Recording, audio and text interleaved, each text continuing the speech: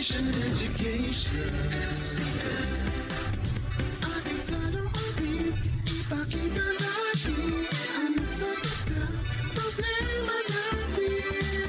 Para sa paligayo, para sa paligayo, para sa paligayo. Magandang umaga, Pilipinas! Good morning, Ricky Girl! Good morning, Patty. Ang ganda ng mga ngiti natin dahil today is Sweldo Day! Yay! O, diba? March 31 na, tapos na. Pwede na tayo huminga ng konti, although talagang lahat po ay nagtataasan ng bilihin. Pero maski na papaano, tayo magpasalamat, may trabaho pa rin tayo. Maski na papaano ay Nakaka-survive. Oo. Kaya nga sabi nga nila yung iba daw, kung kayo po ay isa sa mga kababayan natin na talagang parang ayaw na pumasok, hirap na gumising kasi Oo. nga long holiday na. Kapit Yes. lang po kayo dahil ilang araw na lang. Isang araw na lang. Isang araw na. Or dalawa. Ano? Dalawang araw na bakasyon na kayo. Day after tomorrow, Thursday, Oo. long weekend So kapit na lang po. Pero, dahil, imagine tomorrow, April na, ang bilis ng panahon, oo no? nga, Di ba, March 31 ngayon. So, syempre, bukas, April na. Tapos ng 3 taon, we're going to start... Tatlong buwan. Tatlong buwan. We're going to start on the second quarter na. Di ba? And today is Choosy Tuesday, March 31. We choose to be... I choose to be grateful. Grateful pa rin. Ayan, grateful. Despite the many obstacles, the many challenges, many problems. Ayan. Ay nako, let's try to be optimistic Alam ko pa rin. kung anong chine-choose mo today. Anong chine-choose You ko choose to ngayon? be sexy. I choose to be that black is the color of morning. Oh, hindi. At pwede ba Rexy Boy? Ano? Kasi favorite niya si Rexy Boy. Favorite ko Napaki-close si up si Rexy. Madam. Summer na summer na. She chooses to be summery. Oo, may Kahit konting na nakaitim. ano. Kasi tignan mo, baka ma-MTRCB tayo. Butas-butas. Ang naman baro ni butas-butas. Patty. Ano tawag sa ganito? At see-through. See-through, di ba? Okay, Choosy Tuesday pa rin tayo. So sa ating mga tagapakinig at saka mga nanonood, samahan nyo kami ni Ricky Girl hanggang alas 10 ng umaga. Lalo na yung mga nakikinig sa amin sa Radyo Aguila 1062, yung mga nanonood sa kanilang sa aming YouTube channel, sa kanilang cellphone, mga sa telebisyon, sa iPad, sa laptop. Ayan po, good morning. Umpisa natin muna ang ating serbisyong publiko para sa mga graduating students dyan po sa aming kapitbahay sa New Era University. Ngayong araw na ito, mula alas 8, ayan, kabubukas lang, alas 8 po ng umaga hanggang alas 4 po ng hapon. Meron po silang satellite office ang PSA, ang Philippine Statistics Authority, ang Pag-ibig, ang PhilHealth, ang SSS, NBI, at ang Quezon City Admin Office dito po dyan sa 5th floor ng New Era University School of Management Building. So, yun mga kailangan nila kumuha ng kanilang mga papeles, di ba? Kasi graduating na sila. Mag-a-apply sila ng trabaho, di ba? Kaya Ricky, ano mga pwede nilang gawin dyan? Saan? Dyan, sa New Era. Kaya kung may kailangan kayong papeles at dokumento sa mga nasabi ahensya, magsadya na po kayo ngayon doon. Ito po ay hatid siyempre na Net25 at New Era University Office of Career Placement and Linkages. Alam ba kayo nadaan ako sa Visayas Avenue? Ang haba ng pila. Oo, sa PSA. So hindi ko alam PSA. kung bakit. Sabi ng aking piloto na si Andy, kahapon pa daw napakahaba ng pila. Sabi ko, baka may ayuda? May Sa PSA. Kasi di ba dyan sa Ay, I think I Visayas saw yan, that. oo. Akala ko sa Department of Agriculture yon. O baka meron din silang ayuda doon, di ba? Okay, ikaw, ano bago nga? naman tayo mag-swabbing sige. pabungad, ayan, ang swabbing pabungad, syempre kay Patty yan. May swabbing pabungad naman. Sabi ko na nga ba, kay Patty ito. Hindi. Si Patty, sa inyo, ito, panoorin po natin. Ano ito? Ano Ito kaya? ba yun? Ito ba yun? Wow! Nako! Ito na nga! Nako! Ayan, gusto ko Yun, oh. magpasalamat! Wow!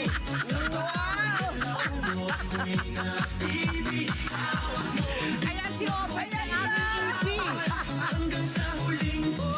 Wow! Alam mo, Ang galing, ha? Ang galing, ha? Hindi mo ako yan, ha? Ikaw nito yan! Parang si Ate B lang, ha? Okay, tama na. No, I just want to, remember. Sige na, sige ko, nahiya ka tayo.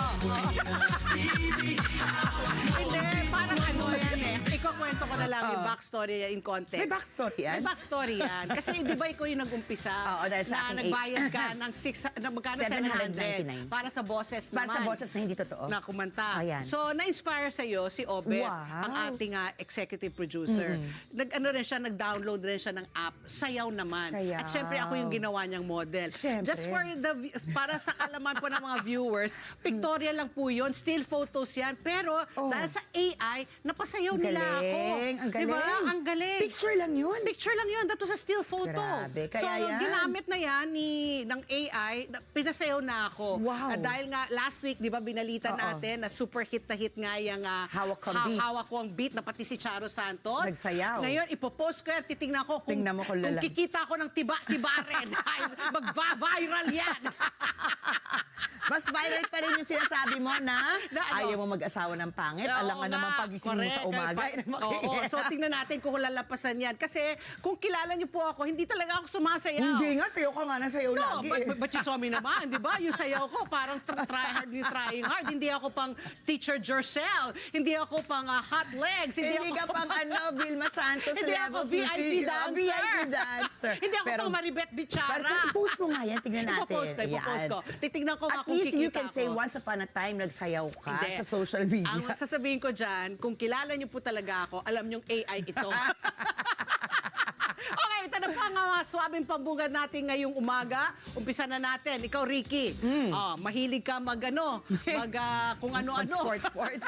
Parang hindi. Rugby? Ano Hindi ba rugby mga- naman, soccer. Soccer, okay. Okay, mahilig ka mag-soccer. Ikaw ba naka-join ka na sa Net25 Fun Of Run? course! Sa Fun Run? Of course! Gumigising ako ng alas 4 madaling araw. Buti ka pa. Diba? Nag-join ako dyan at may isang taon pa na nakagat ko yung ginto. Oh, nanalo ka? Kasi di ba pag natapos mo yan hanggang Oo. 25 km, di ba? Oo. Tama, 1, 5, 10, may 25 ba? Oo, May oo. 25, hindi ko matanda. Basta yung Oo. nakakagat ako ng ginto, makakaroon ka ng ginto. Oh. Pero hindi sa akin yung ginto, nakikagat lang ako. Okay, so in line with that, kasi nga kung ikaw ay nagfa-fun run, ilang taon ka na? 16? 28. Okay, 28. Alam mo talaga itong babae ito. Okay, 28 daw siya. Dinaig ka ng lola ko. Ay, talaga? Ang lola ko, 78 years old. Ilang taon lang naman ang diferensya namin. Ito isang 78-year-old po na lola. Siya is a runner. Naging inspirasyon siya sa maraming netizens. Kasi ang pangalan niya ay si Nanay Rosalinda Ogsheimer. Ayan, si Lola Rosalinda Wow. Ogsheimer na kinayang talunin ang mga mas nakakabatang runner. I'm Kung sure sumali ka tatalanin dyan, ako yan. talo ka dyan. Ayon po sa report, sabi ni si Nanay Rosalinda, nagsimula siyang sumali sa mga fun run na yan nung 65 years old na siya. Wow, so it's never too late, It's ano? never too late. She started when she was 65 Wow. years old. Ninaya lang daw siya ng kanyang panganay na anak sa isang family walk. It started wow. small. Kumbaga, small step. Family walk lang tayo, sabi ng anak niya. At doon na raw nagsimula yung kanyang hilig sa mga walkathon at eventually sa mga marathon. Nag-umpisa siya parang ikaw sa 5K. Naging Hindi, 10K. 500 meter dash. 500 meter dash ka lang. Siya, 5K. Wow. Naging 10K hanggang naging 21,000 half marathons na. Ang 21K half marathons ang kanyang sinalihan. 21K. At ito sumali na rin siya sa 102-kilometer Wow. Bataan Death March Ultra Marathon. Grabe. She joined 102 kilometers. Okay? At sa lahat ng yan, nakapag-uwi na siya ng 8 gold. Wow. Ayan, kinagat na niya. ang ginagawa. Kinagat na niya. Pag naka-finish ka ng long Finish race, line, you bite kinakagat. it. So she has already 8 gold medals, 1 silver medal mula sa International Masters Athletics Competition. Tinalo pa niya yung mga kalahok mula sa iba't ibang mga bansa. Aba, tinalo niya yung mga kalahok mula sa India, Kazakhstan, Malaysia at iba pa. Samantala, hindi rin siya nagpapahuli kasi si Tatay Pablo Francisco naman, ito 82 years old naman. Matagumpay po natapos ang 10K, 10-kilometer event Oh my. sa 50th National Marathon. Wow. Mahigit na 60 years na daw siyang aktibong lumalahok sa mga marathon at isa na riyan ang kauna-unang national marathon noong Oh. 1974. O, tingnan mo gaano katagal na siya. Patuloy din nagbibigay ng inspirasyon si Tatay Pablo sa kabataan na subukan ang pagtakbo para lumakas ang pangangatawan. Nagkita sila. Nagkita si Lola Rosalinda at si Lolo Pablo. Lolo o, diba? Pablo. Ang ganda namang It's story. really nice, no? Tsaka at least at their age, maski na ano na sila, senior citizen, they try to keep fit. Ang hirap niyan, Diba? ha? Oo. Tayo nga, umakyat pa lang ng hagdanan dito. Pag sa elevator, hinihinga na tayo. Pero yan, napaka-inspirational talaga ng storya nila, no? Oh, can Tignan you mo. beat my Lolo and Lola story? Well. Oh. Kung patandaan lang usapan natin, I think I can beat you, Patty. Okay. Dahil habang ang iba ay patuloy na tumatakbo para sa hinaharap, may mga mananaliksik, ha, na bumabalik sa nakaraan para tuklasin ang pinagmulan ng ating kasaysayan.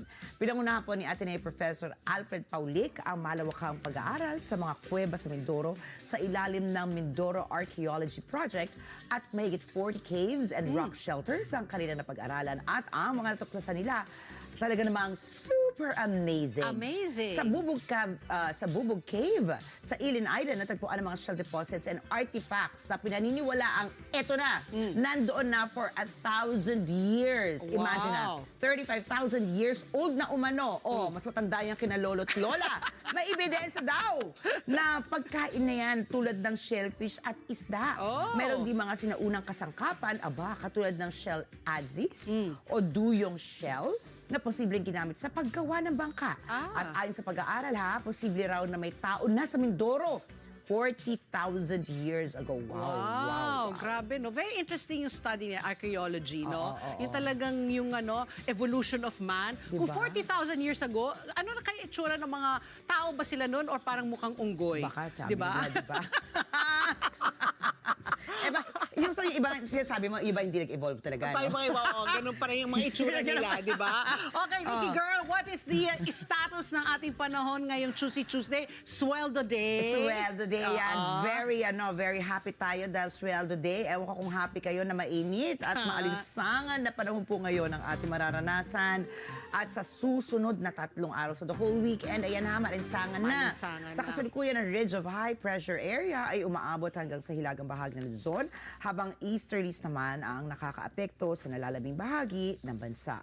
Ayon po sa DOST Pag-asa, ang Ridge of High Pressure Area ay kabaliktaran ng Low Pressure Area o LPA at karaniwang nagdudulot ng maaliwalas na panahon. Samantala, ang easterlies ay mga mainit na hangin nagmumula sa Pacific Ocean na may dalang moisture. At dahil dito inaasahan na maulap na kalangitan na may posibilidad ng pag-ulan, pagkulog at pag-idlat, lalo na po sa hapon hanggang gabi. Nagbabala naman ang pag-asa sa posibleng thunderstorms na pwede magdala ng malalakas na pag-ulan na posibleng magdulot ng pagbaha at pagguho ng lupa sa mga apektadong lugar. Sa ngayon, wala namang namomonitor na low pressure area sa loob ng Philippine Area of Responsibility. Ang highest temperature ngayong araw ay nasa 33.6 degrees Celsius na mararanasan mamaya 2:00 ng hapon at inaasahang lulubog ang araw at same time as yesterday. Ang sunset po natin ay 6:08 in the evening. Samantala, 6 na lugar sa bansa ay makakaranas ng Extreme Caution Heat Index. Nasa 41 degrees Celsius pa rin po ang heat index sa Cotabato City, Maguindanao, habang nasa 40 degrees Celsius ang heat index sa Mabusaw, Capiz, San Jose, Occidental Mindoro, Coron, Palawan, Dagupan City sa Pangasinan, La Carlota City sa Negros Occidental, Mabusaw, Capiz, Mambusaw, Capiz, San Jose, Occidental Mindoro. Pinag-iingat po ang publiko na pwedeng maranasang heat cramps o heat exhaustion. Naranasan ko to. Nag-heat cramps ka? Oo, nag-heat cramps ako. Ang sakit-sakit. Oo. Ang patuloy na pagkakabilad sa araw ay pwedeng humantong sa heat stroke. Laging uminom ng tubig, alam na natin bakit. At umiwas po sa araw. Sa kaugnay pong balita, isang linggo matapos ideklara ang pagsisimula ng tag-init, sinabi ng Pag-asa na mas magiging mainit pa ang panahon sa susunod na buwan. Naglabas na rin po ang ahensya ng El Nino. Nako, kaya magtipid sa tubig. Magtipid sa tubig na, oo. Pinayuhan ng Pag-asa ang mga local government units or LGUs at iba pang sektor na maagang paghandaan ang posibleng epekto nito sa bansa. Oo, grabe, no? Pag El Nino, ang init-init, Super. tapos may krisis pa tayo sa langis. So talaga magtipid po talaga tayo ng tubig. Huwag na po tayo maglinis ng kotse. Huwag na lang. Oo, diba? I-recycle natin yung mga pinaliguan nating tubig. Oo, Yan ang oo. pwedeng gamitin o yung mga pinaghugasan natin ng mga pinggan. Tapos Siguro once a week na lang maligo. oh, imbis na twice a day, once a day ka na lang maligo. Okay daw. Oo, so okay ako sa mga iba. Basta huwag kayong tatabi sa akin. Paano yun? Wag ka na magsipilyo. Huwag naman, huwag naman. Hygiene pa rin yan. Okay, na ito na. Dahil today's Tuesday, alam po natin, galawan po ng presyo ng mga produktong petrolyo. At kagaya ng sinabi namin kahapon, talakot, lahat po nagtaasan. Kaya ito po ha, sana nakapagpakarga kayo kahapon dahil ito na po ang pinakahuling oil price adjustment. Ang gasolina po, tumaas po ng 2 pesos 90 centavos kada litro. Ang kerosene, tumaas po ng 2 pesos 40 centavos kada litro. At ang big time, mega, Yan na yun. mega big time po, ang diesel, sumirit po ng 12 pesos Ang and kerosene. 90 cents. Ang kerosene. Diesel, Diesel ba yan, yan? mali Oo, ah. tingnan mo Uy, yung ating, teka, art pakapalitan, card. tanggalin Baliktad, yan. oo. Wag. Oo, tingnan Ang natin. diesel sumirit po ng 12 pesos and 90 centavos kada litro po. Naramdaman mo yan, ano? Naramdaman ko. Kaya last week pa ako nagpakarga Oh, wow. ng diesel. I hardly use now my luxury vehicle because it's so painful when I put sakit, gas, ano? when I put diesel. Oo, Diba? oo. So, hindi ko lang siya ginagamit pag yung number coding yung isang kotse ko. Pero kaya once a week ko Baliktad na lang. no? Dati, Baliktad pag na. magtitipid ka, diesel na Oo, sasakyan yung diesel, gagamitin correct. mo. Oo. Hay nako. So nananatiling hindi pa regular o pare-parehong presyo po ng mga produktong petrolyo kaya inaasahan po ang bahagyang pagkakaiba sa implementasyon ng price hike sa iba't ibang gasolinahan. Patuloy naman po ang panawagan po sa publiko na magtipid po tayo at magplano po ng maayos sa gitna po ng sunod-sunod na pagtaas po ng presyo ng langis. So dahil nga long weekend, di ba, starting Thursday, pero marami nang umaalis eh. Sabi ko nga, ang luwag-luwag na ngayon ng mga kalsada. Kalsada, no? Hindi ko alam dahil nagtitipid or dahil nga Wala na long sila. weekend, Umalis wala na na sila. sila, umalis Oo. na sila. Okay, so anyway, ito na po ang ating Super Panalo News. Umpisa na po natin sa gitna po ng patuloy na pagtaas po ng presyo ng gasolina. Tuloy-tuloy rin po ang aksyon ng pamahalaan para tulungan ang transport sector at ang ating mga pasahero. Starting April 6, next Monday, ilulunsad na po ng Caloocan City Government ang Libreng Sakay Program, katuwang ang mga toda. Wow. Ito yung mga tricycle, di ba? Libre ang sakay tuwing rush hour. Ito, may window lang sa Caloocan. From 7 a.m. to 9 a.m. at 5 p.m. to 7 p.m. Habang mga tricycle drivers naman po ay makakatanggap ng, at least may Very minimum good. wage sila, 695 pesos para sa kanilang serbisyo kada araw. Isang tulong yan para may sigurado pa rin silang kita. Samantala, may hiwalay ding inisyatiba mula naman sa House of Representatives. Ang tinatawag nilang Biyaheng Damayan, Libreng Sakay mula sa Kongreso. Ang haba ng kanilang title. Libreng Sakay. Pinangungunahan nito ni na Speaker Bogie D at House Majority Leader and Ilocos Norte Representative Sandro Marcos, kung saan may libreng bus rides mula po sa San Jose del Monte, Bulacan, papuntang Welcome Rotonda at sa Fairview Terraces. Target nitong matulungan ang mga manggagawa, mga estudyante at yung mga araw-araw na commuters. Sa gitna po ng krisis sa langis, malinaw po ang layunin nito na mapagaan ang biyay at gastos ng bawat Pilipino. So talagang dapat nakikinig kayo sa ESPN o nakikinig kayo sa balita para alam nyo kung saan yung mga libreng sakay. Kasi if you are if you can, why not take advantage, di ba? Oo, Yan ay para sa inyo. Tipid pa rin. Lalo maski yung pa rush paano. hour. Di ba? Rush Yung hour. oras ng uwian, Oo, oras ng oo. pasukan sa mga Correct. trabaho at paaralan. Yes. So, Oo. sana po talaga take advantage nila, no? Yes. Yesterday, binalita natin yung City of Manila, di ba? Oo, Yung mga jeepney driver. Yes, O ngayon, oo. Caloocan naman, mga tricycle driver. Pero alam ba kung ano nangunan dyan nung wala ka? Saan? Sino? Pasig! Pasig na naman. Pasig na Well, naman. what can I Mga say? e-buses ng mayor mo. e-buses. Di ba? Kaya dapat talaga sila maghanap ng paraan para matulungan ang kanilang constituents. Okay, Ricky Girl, ikaw. Ano pang kwento Ito mo? ng Papi, sa malaking milestone naman ang naitala ng Ospital ng Maynila. Matapos itong matagumpay na maisagawa ang kauna-unahan itong angioplasty procedures. Ayon po kay Manila City Health Officer Dr. Grace Padilla, 2 pasyente ang sumailalim sa procedure noong March 27 at parehong naging matagumpay. Ano nga po ba ang angioplasty? Ito po ay isang minimally invasive procedure para buksan ang baradong ugat sa puso na posible magdulot ng heart attack kapag hindi hindi naagapan.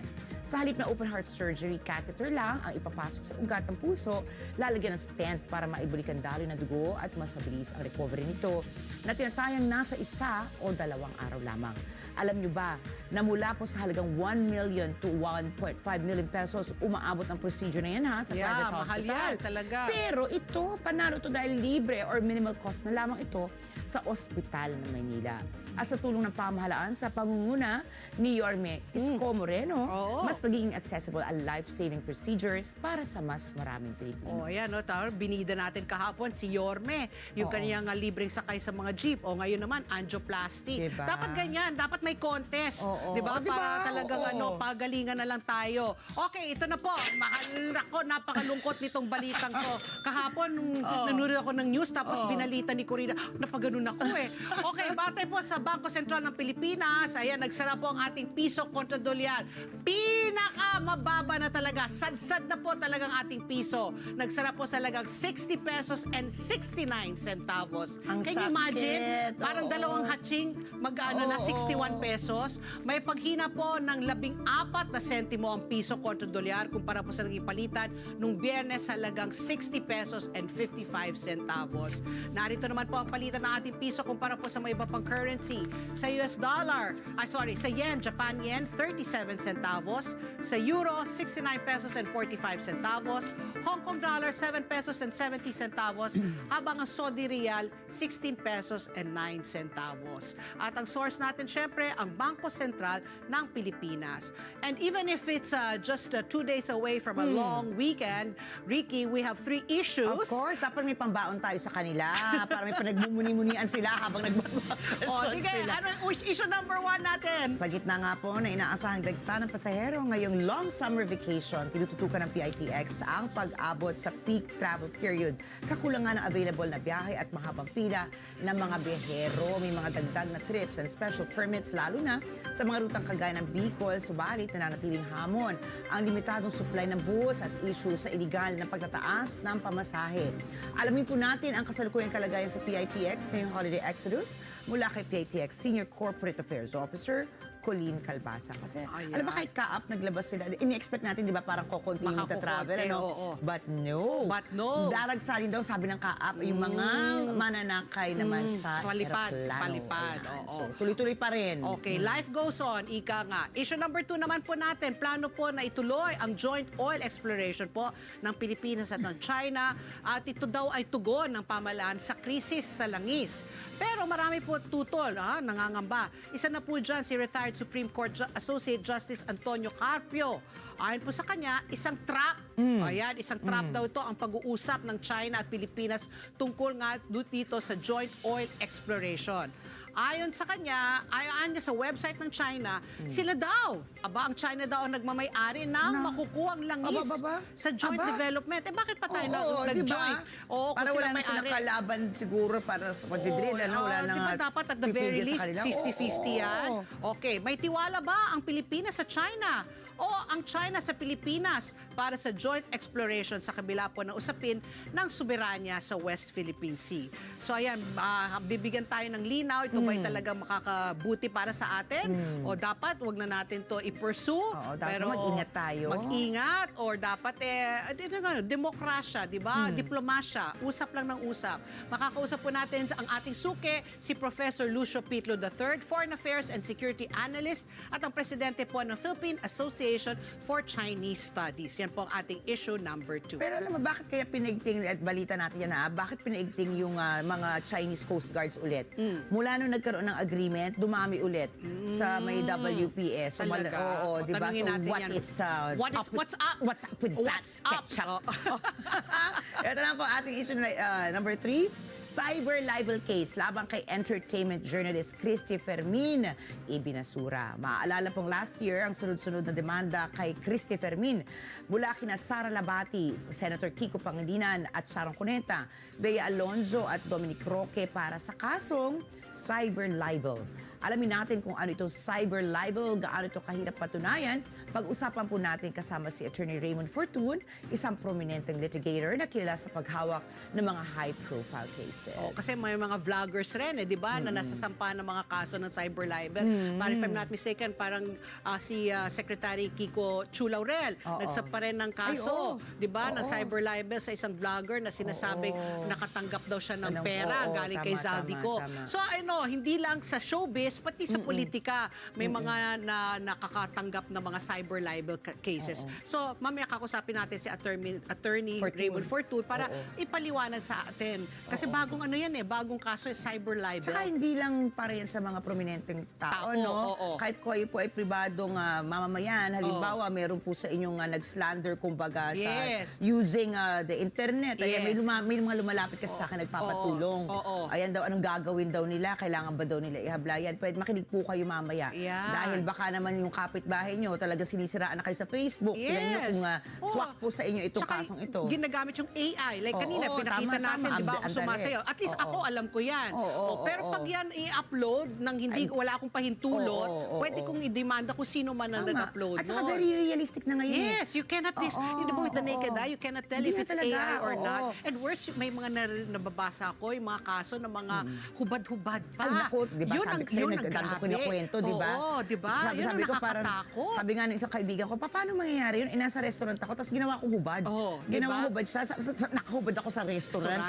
Kaya lang kasi nga, dahil nga sa AI, deepfake ba tawag dyan, di ba? Talagang di mo na masasabi, kahit boses ha.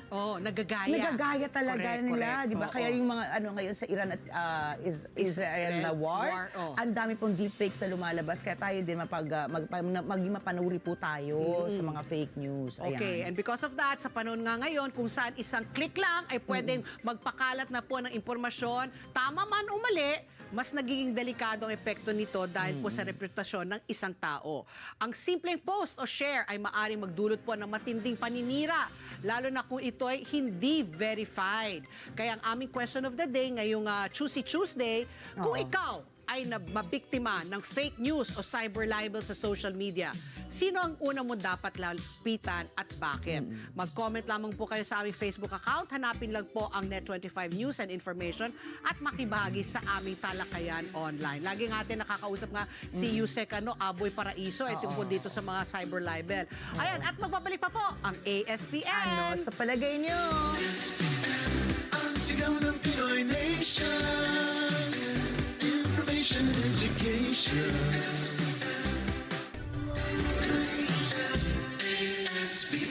Sa dami. Oras! Alas 8:32 na po ng umaga. Siyempre, kwentuhan pa rin kami ni Ricky Girl. Okay, Ricky Girl, take it away. Diba? Nasa dami po ng oras natin sa gadgets and computers, mas napapagod po ang ating mga mata. Buti na lang may iVery na tumutulong mag-protect laban sa eye strain and oxidative stress. Kaya kung gusto mong maalagaan ang iyong paningin, mag-iVery na araw-araw. I very I very much love you. Very much love you. Oras, alas 8:32 na po ng umaga. Hello, Becky Benitez. Yung kaklasiko nag-text sa ang cute mo, Patri, sumayaw. Sabi ko, ayan. So, iwan mo na kami. Iwan ko na kayo. Sasali na ako sa G-Force. Wow, G-Force. Sabi naman ni Timbog, sa sex bomb kayo, ma'am. Wow. Mga kaedaran, sex bomb. Hindi na si Rexy Boy ang favorite mo. Hindi. Rexy Boy pa rin ako. Forever Rexy Boy. Okay, narito na po ang ating sinundang pangunahing news ngayon. Choosy Tuesday, March 31, 2026. Payday! Yahoo! Inatasan po ni Pangulong Ferdinand Marcos Jr. ang lahat ng ahensya ng pamahalaan na mahigpit na ipatupad ang kanyang utos na bawasan ang konsumo ng kuryente at petrolyo ngayong hinaharap ng bansa ang pagtaas po ng presyo ng langis dahil po dyan sa sigalot sa gitnang silangan. Binigyan din ni Executive Secretary Ralph Recto na mandatory ang pagsunod sa Memorandum Circular 114 na inilabas ng Pangulo sa unang bahagi ng Marso. Sakop nito ang buong bureaucracy kabilang po ang mga state-run corporation. Ayon po kay ES Recto, sinimulan ng ipatupad ng mga otoridad ang polisiya. Sumailalim na rin, anya, sa inspeksyon ang mahigit sa 1,000 opisina sa unang linggo pa lang ng pagpapatupad nito. Tinututukan sa inspeksyon ang mga air conditioning system, lighting at ang paggamit ng office equipment. Ipaniliwanag ni E.S. Recto na nais ng administrasyon na makakita ng agaran at masusukat na pagbawas sa konsumo sa lahat ng ahensya. Sa ilalim po ng direktiba, pinababawasan ang paggamit ng kuryente sa pamamagitan ng pagpapanatili ng mas mababang level ng thermostat ng mga air conditioner at pagbabawas sa hindi kinakailangan pagpapailaw. Mahigpit rin binabantayan ang konsumo sa petrolyo. Karamihan po ng mga sasakyan ng pamahalaan ay hindi muna pinalalabas hanggat maaari. Tanging ang mga sasakyang ginagamit sa public safety at health services ang pinapayagan. Sakop din po ng pagtitipid na ito ang preparasyon para sa hosting ng Pilipinas ng Association of Southeast Asia o ASEAN at ng DOE Oil Industry Nation Summit ngayong taon. Ayon po kay Energy Secretary Sharon Garin, napalawig ang supply ng petrolyo ng bansa ng hanggang halos 6 na araw. Nakatakdang dumating po sa bansa ang pinakamalaking bahagi ng mga bagong order ng pamahalaan. Ayon po sa DOE Oil Industry Management Bureau, maaaring tumagal na po ang fuel inventory ng bansa ng 50.94 days mula noong March 27. Bago ito, hanggang 45.10 days lang po ang itatagal nito mula March 20. Maaring umabot na po ng 59.78 days ang inventaryo ng gasolina, 46.93 days sa diesel, 107.88 days naman po sa kerosene, 62.69 days naman para sa jet fuel, 57.27 days naman po sa fuel oil, at 34.2 days naman sa LPG o liquefied petroleum gas. Pinagsisikapan po ng Philippine National Oil Company o PNOC at ng PNOC Exploration Corporation na makakuha po ng karagdagang supply. Sa huling tala, nakakuha na po ang dalawang opisina ng 1.42 million barrels ng diesel. Kalahati ito ng kanilang target na 2 million barrels. Simula noong nakaraang linggo, nakapagpadala na po ng 142,000 barrels po sa mga daungan sa La Union at Batangas mula naman po sa Japan. May inaasahan ding 300,000 barrels po mula sa Malaysia at Singapore sa unang bahagi ng Abril. 300,000 barrels naman po mula sa India sa gitnang Abril at 300,000 barrels mula naman po sa Oman sa katapusan po ng Abril. Iginit po ni Secretary Garin na may sapat na oras ang pamahalaan at ang mga major oil players para makahanap naman po ng karagdagang supply. Pinag-aaralan din po ng Department of Energy sa tulong po ng Department of Foreign Affairs ang mga partnership sa mga iba pang mga bansa, kabilang na po dyan ang Argentina, Australia, Brunei, Canada at Colombia. Tinututukan ngayon ng Philippine National Oil Company at ng PNOC Exploration Corporation ang pagkuha po ng jet fuel at LPG reserves. So, from 45 days, mukhang 60 days na. Yehey! Big deal. Para tayong, alam mo, parang nakakaawa rin tayo, no? Para tayong isang kahig, isang tuka lumalabas, ano? Parang bahala na si Lord. Hindi natin alam kung kailan next dadating, kung kailan, hanggang kailan itong gulo na ito. Diba? So, sabihin natin si March, April, May. So, until end of May, may kasigurado tayo. For now, ano? Pero hindi pa rin natin kasi sigurado kung hanggang kailan magtatapos yan. Kaya dapat magtipid pa rin tayo. Ay, nako. Samantala naman po, repasuhin na ng Korte Suprema ang desisyon ng Commission on Elections na mapawalang bisa o mapawalang sala si Senator Francis Escudero sa pagtanggap nito ng 30 million pesos campaign donation mula sa isang government contractor. Hiniling ng high school teacher na si John Barry Tayam ang pagrepaso. Ayon po kay Tayam, iisa lamang ang contractor na si Lawrence Labiano at ang Central Waste Construction and Development dahil si Labiano rin umano ang majority owner ng kumpanya. Nagdesisyon ang Political Finance and Affairs Department ng COMELEC na distinct legal entities o magkaibang entidad, si Lubiano at ang Central Waste. Si Lubiano ang pinakamalakas na campaign donor o pinakamalaking campaign donor ni Escudero noong 2022. Samantala, isinantabi naman ng COMELEC ang nakaambang impeachment complaint ng isang grupo ng mga abogado. Nanindigan ang komisyon na nakabase sa batas and due process ang mga aksyong ito.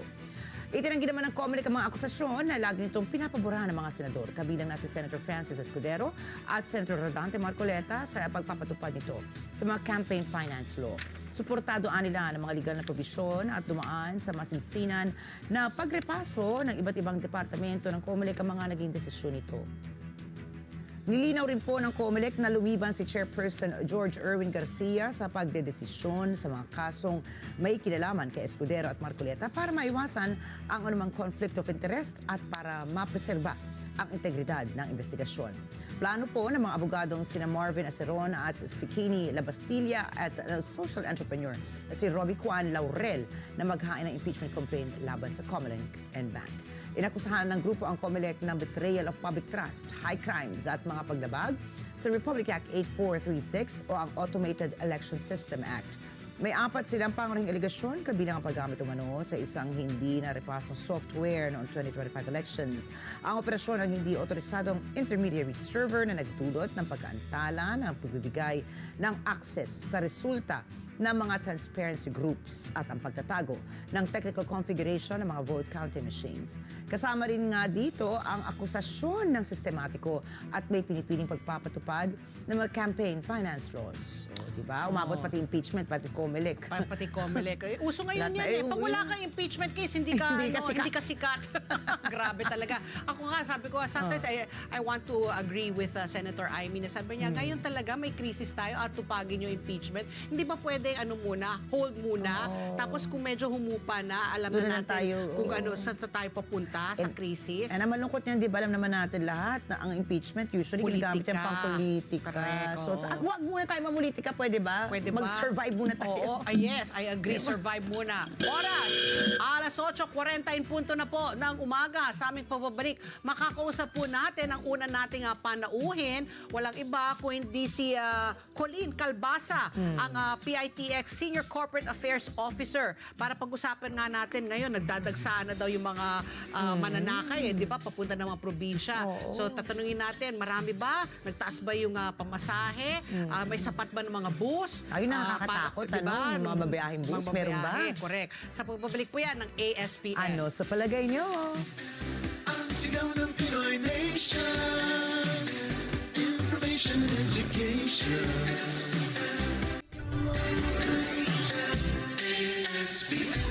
Oras! Alas 8:43 na po ng umaga. And this Women's Empowerment Month, aarangkada na po ang ganda at negosyo. Para sa lahat ng womenpreneurs na tuloy-tuloy sa hustle, saan man makarating, Flash Express ang kapartner mo sa bawat padala. Get 23 pesos off on your first booking and start saving on your shipments today. Oras muli! Alas 8:44 na po ng umaga at kasama na po natin sa linya si Miss Colleen Calbasa. Siya pong spokesperson po at Senior Corporate Affairs Officer ng PITX. Magandang umaga po, Miss Colleen, and welcome po sa ASPN. Good morning, ma'am.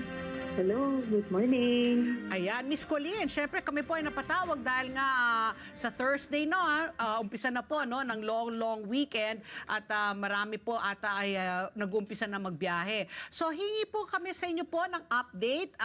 Kamusta na po ang daloy po ng mga pasahero po dyan sa PITX? Meron bang may aberya ba na naengkwentro dahil po dito sa krisis? Matumal ba ang negosyo dahil nga nagtaasan po lahat ng mga produktong petrolyo? Sa inyo na po manggaling po, Miss Colleen. Hello, magandang umaga po, no. So as of this morning po, no, nakita po natin na marami na po yung mga pasahero natin. Actually, simula pa po ito nung March 22, marami na po tayong mga pasaherong nakikita bumabiyahe sa kanilang probinsya, no.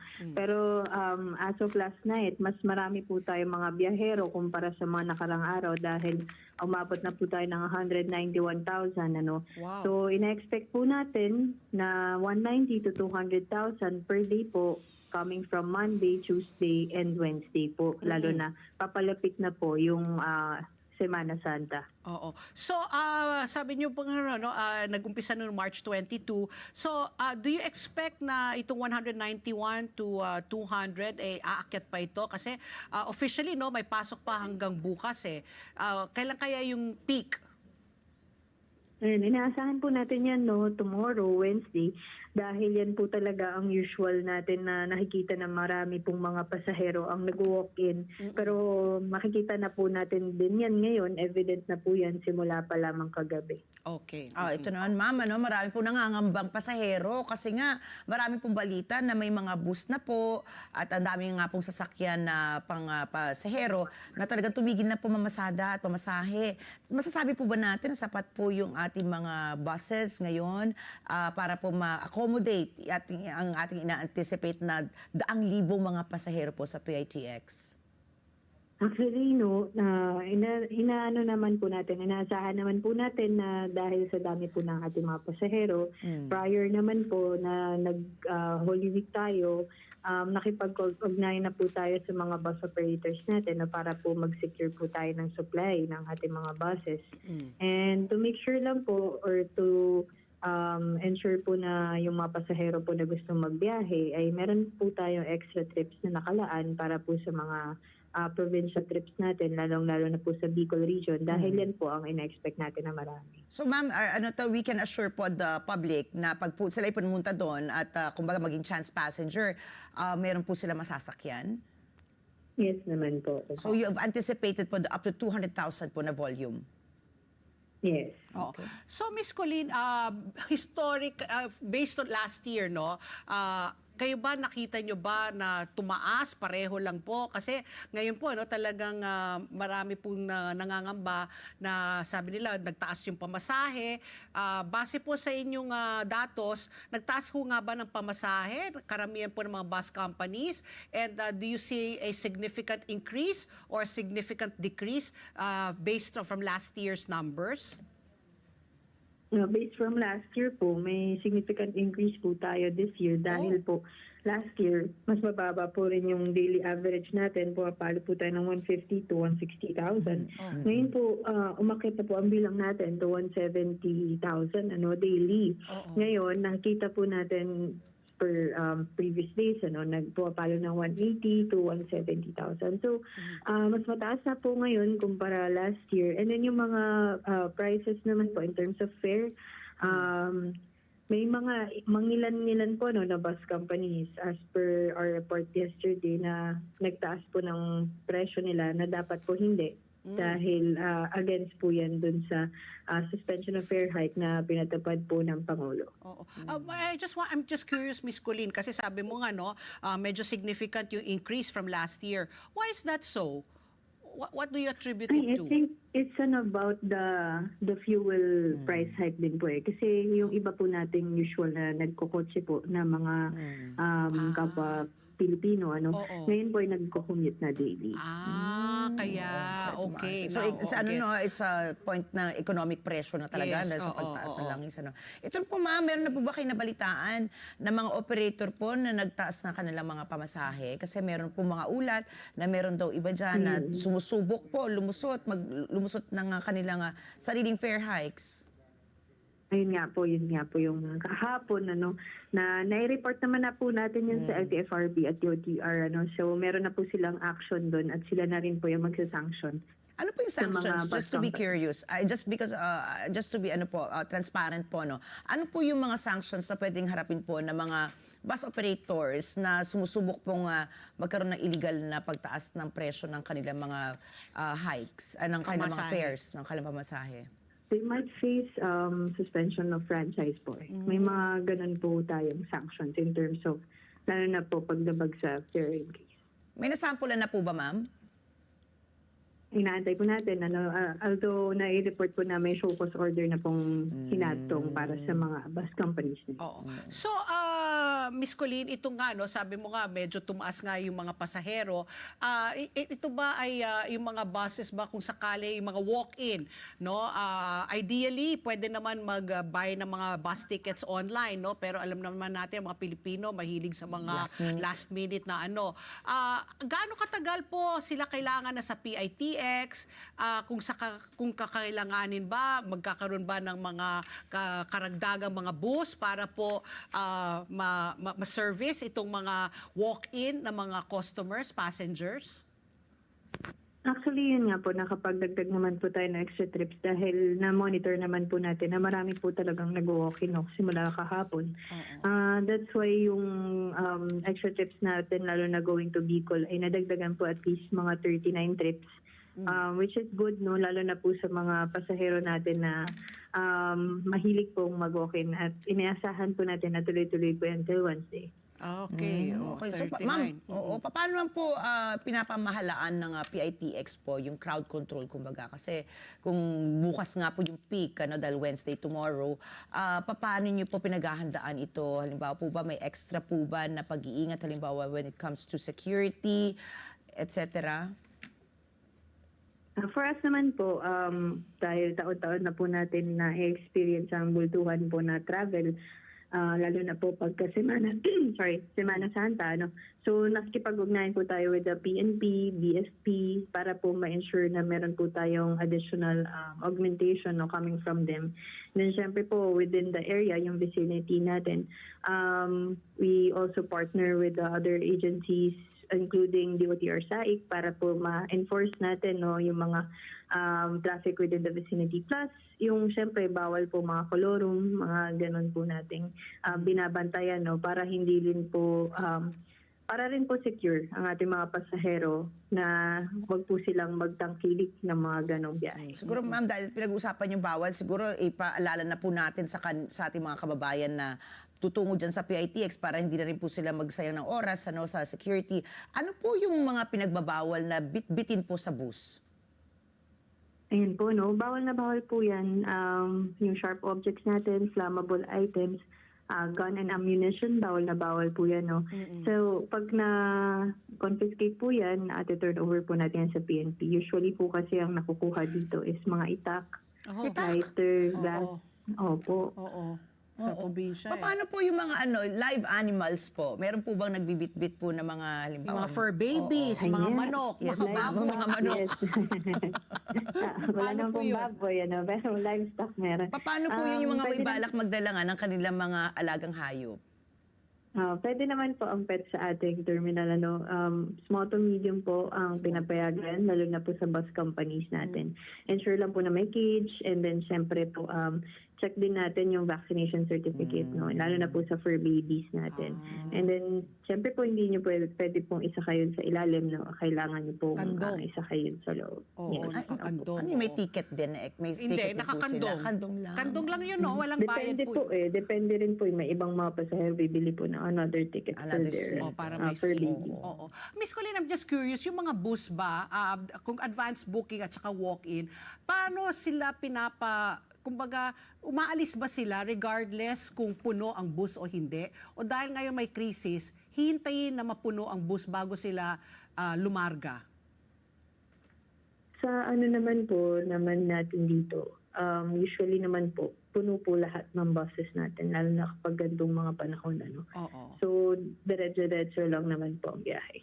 Okay. So, but let's say, kunyari, it's an odd hour, no? Sabihin natin na alauna na umaga, merong mga bus na lumalabas ng ganon. Hinihintay bang mapuno yan? Or basta alauna, impunto, aalis na yung bus? How does it work?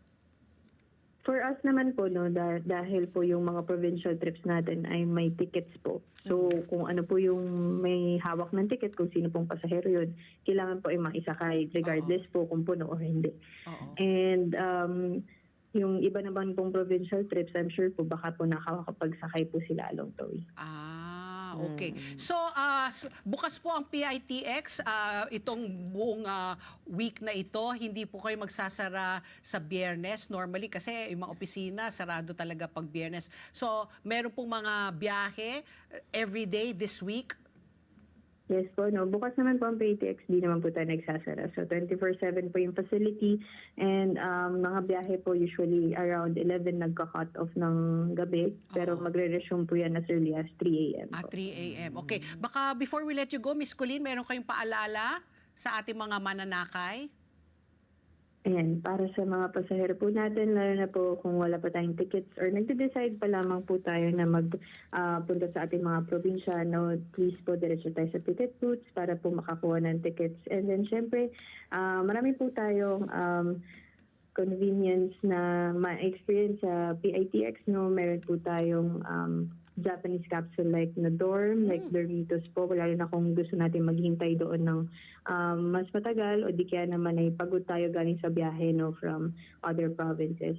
And then, if ever po, marami naman po tayong transport options doon, lalo na po kung galing tayong probinsya at liliwaliw po tayo within Metro Manila. Oh, grabe, may Ang capsule ganda. pala sila. Pwede kayong matulog muna, no? Kung ikaw ay naghihintay, or gusto mo munang magpahinga bago ka po umuwi sa iba pang probinsya. Maraming salamat po, Miss Colleen, and salamat po sa inyong serbisyo, at sana po talaga lahat ng ating mga mananakay ay ginhawa, safe ang kanilang biyahe. Thank you very much po, Miss Thank you, Colleen. ma'am. Thank you po. Okay, Miss Colleen Calbasa, ang PITX Senior Corporate Affairs Officer. At ang oras, alas 8:56 na po ng umaga. Tuloy-tuloy pa rin ang ating pagbabalita. Nakakuha po ang Petron Corporation ng halos 2.5 million barrels ng krudo mula sa Russia. Inanunsyo ito ng kumpanya sa stock exchange filing nito kahapon. Ayon po sa kumpanya, nagdesisyon itong bumili ng krudo mula sa Russia matapos makita ang cancellation ng shipment ng hindi bababa sa 4 million barrels mula sa umpisa ng sigalot sa gitnang silangan. Ginawa mo na ito dahil po sa extreme necessity o matinding pangangailangan. Ipaniliwanag ng kumpanya na magreresulta sa malaking kakulangan sa petrolyo at malaking pagtaas ng presyo nito ang pagsasara ng isang refinery dahil sa kabiguang makakuha ng krudo. Ang Petron po ang nag-iisang oil refinery ng bansa. 30% ng petrolyong kailangan ng bansa ay dumadaan dito. Niluwagan ng Estados Unidos ang paghihigpit nito sa benta ng krudo mula sa Russia sa unang bahagi ng buwan na ito. Pinayagan nito ang mga bansa na bumili ng langis na nasa karagatan na hanggang April 11. Noong nakaraang linggo, inanunsyo po ng Department of Energy ang pagdating po ng 142,000 barrels ng diesel na nabili na po ng pamahalaan. Bahagi ito ng target na hanggang 2 million barrels na karagdagang supply. Ayon po kay Energy Secretary Sharon Garin, nagmula po ang shipment sa Japan. At sinabi po ng Petron na maaring magpatuloy ang pagbili nito ng krudo mula sa Russia para suportahan ang fuel supply ng bansa sakali magtagal pa ang sigalot sa gitnang silangan. So ayun, no, parang dati hindi tayo pinapayagan na bumili ng krudo mula sa Russia, pero dahil nga dito nga sa gulo sa gitnang silangan, ayan, bumibili na tayo ng krudo mula sa Russia. Kasi nga, iisa lang refinery natin. Kung wala tayong krudo, ay wala, masisira yun, di ba? Wala na talaga tayong pag-asa. Okay, Ricky Girl. Samantala naman, binilaan ng Department of Transportation ang mga bus companies na nagtaas ng pamasahe na pwede sila maharap sa mga show cause orders at posibleng suspensyon ng kanilang lisensya. Ayon kay Transportation Secretary Giovanni Lopez, biniberipika nila ang mga ulat na may mga operator sa Parañaque Integrated Terminal Exchange o PITX na nagpatupad ng fare increase na walang pag-aproba ng pamahalaan. Ang PITX ang kauna-unahang integrated and multimodal terminal ng bansa na nagkokonekta sa mga commuters mula sa katimugan sa iba't ibang lungsod sa Metro Manila. Nagsisilbi ito sa humigit kumulang 179,000 na pasahero kada araw. Binigyan din ni Lopez na ang mga pagtaas sa pamasahe na walang clearance mula sa Land Transportation Franchising and Regulatory Board ay pwedeng mauwi sa pagbawi o suspensyon ng prangkisa. Inilabas po ng DOTR ang babala kasunod ng direktiba ni Pangulong Ferdinand Marcos Jr. na nagsuspinde sa fare increase para sa mga public utility vehicles na una nang itinakdang ipatupad noong March 19. Ayun ang isasabi natin. Walo yan ha, 8 bus operators show cause orders. yan. Oo. Hi, dapat talaga don't take advantage, di ba? nga. Oras, alas 9 in punto na po ng umaga. As King's Empire Corporation celebrates its 7th anniversary, may 1 milyong pasasalamat raffle promo ang handog para sa inyo. King's Empire Corporation 7th Anniversary Celebration, 1 milyong pasasalamat, balik lakas, balik sigla, hatid ay pag-asa at saya Raffle Bonanza 2026. 5 lucky winners po ang mananalo ng 1 milyon na cash prize mula ang pamimigay. Plus 21 consolation prizes ang makakatanggap po ng business package ng mga King's Empire products. Bilang pasasalamat sa 7 taon ng tiwala at suporta, ito po ay para sa inyo. Kaya bumili na po ng King's Herbal Plus, Empire Coffee at Scents by Savalgar. Promo runs from March 3 to November 30 with a grand draw on December 8, 2026. Para po sa karagdagang katanungan, bisitahin lang po ang kanilang official Facebook page, ang REH Kings Empire Corporation o Kings Herbal Plus. Balik lakas, balik sigla, hatid ay pag-asa at saya, mga ka-Kings. Oras, alas 9:01 na po ng umaga sa aming pagbabalik. Makakausap po naman natin si Professor Lucio Pitlo III, ang Foreign Affairs and Security Analyst at Presidente rin po ng Philippine Association for Chinese Studies. Sa pagbabalik po yan ng ASPN. Ano sa palagay niyo? Ang sigaw ng Pinoy Nation.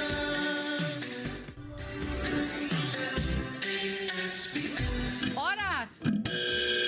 Alas 9:03 na po ng umaga at ang oras na ito hatid sa inyo ng EMAC UPVC Roof Corporation. Absolutely rust-free. EMAC. Oras muli. Alas 9:03 na po ng umaga at kasama na po natin sa linya si Professor Lucio Pitlo III, Foreign Affairs and Security Analyst at Presidente rin po ng Philippine Association for Chinese Studies. Magandang umaga po, Professor Pitlo. Welcome back po sa ASPN. Maraming salamat ulit sa pag-accept ng aming invitation. Good morning, Prof. Magandang umaga po, Ma'am Pat, at magandang umaga, Ricky, at magandang umaga po sa lahat ng mga tagasunod ng inyong palatuntunan. Okay, Prof, kami po ay napatawag dahil ito naman may mga balita na ibabalik ang joint oil exploration po ng China at saka ng Pilipinas dahil nga dito po sa sigalot nga po dyan sa Middle East, naghahanap po tayo ng mga paraan para maski na papaano maging sufficient naman tayo sa ating oil requirements. So, what are your thoughts po about this talks between China and the Philippines again, oil exploration? Kasi if I'm not mistaken, parang the last time, early 2000 pa di ba? Nung talagang tumitindi na yung init ng Philippines at ng China after especially the 2016 arbitral ruling, nahinto na itong mga oil exploration. Your thoughts po, Prof? Well, ang sa akin po, it's a significant development, no? Pero again, yung continuity at syempre yung feasibility, no, is a concern. Pero nakikita naman natin yung itong hakbang na ito ay bahagi ng kumbaga parang strategiya ng ating pamahalaan na makahanap ng paraan, no, para maibsan itong epekto ng tumataas na presyo ng krudo dahil nga dito sa tumitinding sigalot dyan sa gitnang silangan, no, o sa kanlurang Asya. So itong revival ng talks for a potential joint development ng oil and gas resources dito sa West Philippine Sea ay bahagi nung nandun sa konteksto na yun, no? Yung paghahanap ng paraan para matap natin yung ating indigenous resources para nga sa ating energy security. Pero again, hindi naman ito yung first time na nagkaroon ng ganitong pag-uusap. At siguro mainam na tingnan natin kung ano yung possibility na itong talks na to ay eventually mag-graduate, no, or magmamature into exploration and most importantly doon sa actual development. Kasi ang timeline to develop in an oil and gas field, no, on average mga 5 to 10 years. Yes. No? So matagal yan, mas matagal kumpara doon sa yung inilalagin isang Philippine administration or Philippine presidency. At alam naman natin, meron tayo sa bahagi natin, meron tayong policy swings, no, o yung concern about yung discontinuity, no. Halimbawa, meron tayong pumasok tayo sa JMSU, yung Joint Marine Seismic Undertaking, hindi lang with the Chinese oil company but also with the Vietnamese oil company noong 2005, no? Pero na-discontinue siya noong 2008. Tapos noong 2018, nung pumunta si Pangulong Xi dito sa ating bansa para makipagpulong kay Pangulong Duterte, nagkaroon tayo ng MOU, no? Memorandum of Understanding on Oil and Gas Cooperation. Pero bagong matapos yung termino ng Pangulong Duterte, ano din siya, no, na-discontinue at hindi naman siya tinuloy, kagyat ni Pangulong Mark Jr., no? Ngayon lang, no? Dahil nga dito sa krisis dulot nitong gera sa Iran. So tingnan natin kung paano magpo-proceed itong itong opening na ito. Yeah. Ako, syempre, Prof, alam naman po natin na we have major trust issues po Yes. sa pakikipagsalamuha po sa China, no? Lalo na, alam naman natin na talagang they've been ignoring the 2016 na ruling, no? Na arbitral ruling based on international law. And they're still, continuously claiming almost all of the South China Sea, which I want to call as the West Philippine Sea for our part. So, paano po natin na talagang mapoprotektahan po yung interest? May mga risk po ba ito? Lalo na nga, malakas po rin po yung tensyon dyan sa West Philippine Sea. Even if the President actually guaranteed us that no Philippine interest will be lost and none will be given away as per po Yusek Claire Castro. At sabi nga niya that we will always be cautious in protecting the interests of the nation and every Filipino. But how can we trust po the word of the Chinese government? Lalo na po, naibalita po namin kagabi na parang dumami na naman po yata yung mga Chinese Coast Guards po dyan sa WPS. Well, tama yun. No? So sa ating bahagi, meron tayong concern tungkol doon sa pagprotekta sa ating interes. No? Ayaw ng pamahalaan na pumasok sa isang kasunduan na maagrabyado o makokompormiso yung pambansang interes. No? So siguro doon papasok yung ating legal kumbaga yung ating legal expertise, paano nila mapayuhan yung ating pamahalaan na makapag-craft ng isang mekanismo o vehicle or framework na non-prejudicial para sa atin yung pagpasok dito sa kasunduang ito. Pwede siyang commercial arrangement, no, na non-prejudicial doon sa interes ng bansa. At sa bahagi naman ng China, yung concern naman ng kanilang mga mamumuhunan, no?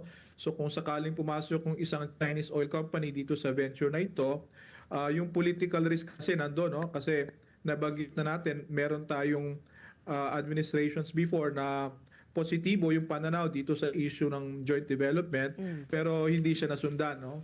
So yung concern about longevity of the deal, no, yung continuity. Kasi mahalaga 'yon para makahikayat ka ng mamumuhunan kasi nga yung timeline, no, to develop from discovery to actual production, it takes about 5 to 10 years, no, on average. At yung ating local na companies gaya ng PNOC, kumpara sa ating mga kapitbahay, no, gaya ng Petronas, Pertamina, yung Petro Vietnam o yung Sinopec ng China, they have stronger capacity on their own, no, to develop these fields.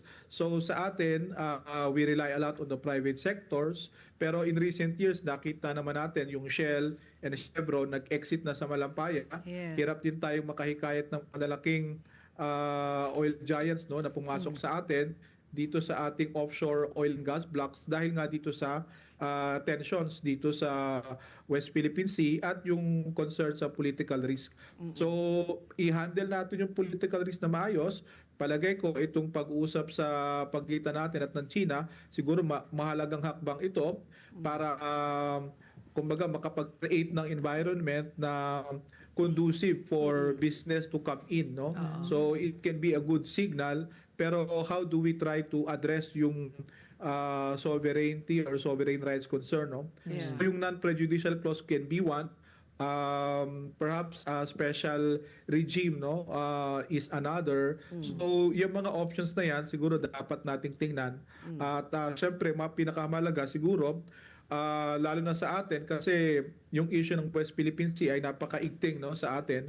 So how do we try to sell this concept or this idea to the public na papasok tayo sa ganitong kasunduan kasi kailangan nating itap o i-harness yung ating oil and gas resources dito sa West Philippine Sea na hindi naman needlessly, no, na i-kompromiso natin ang ating sovereignty or sovereign rights. So, yung legal at yung messaging, yung communicating to the public, palagay ko yung dalawang aspeto na yun napakahalaga. Okay, my there is Professor Pitlo.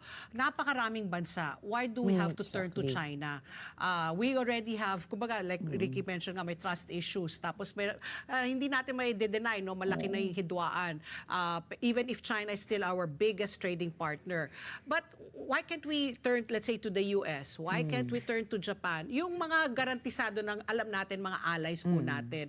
Parang sleeping with the devil, Kaya, di ba? sleeping with the enemy. Yung sa akin.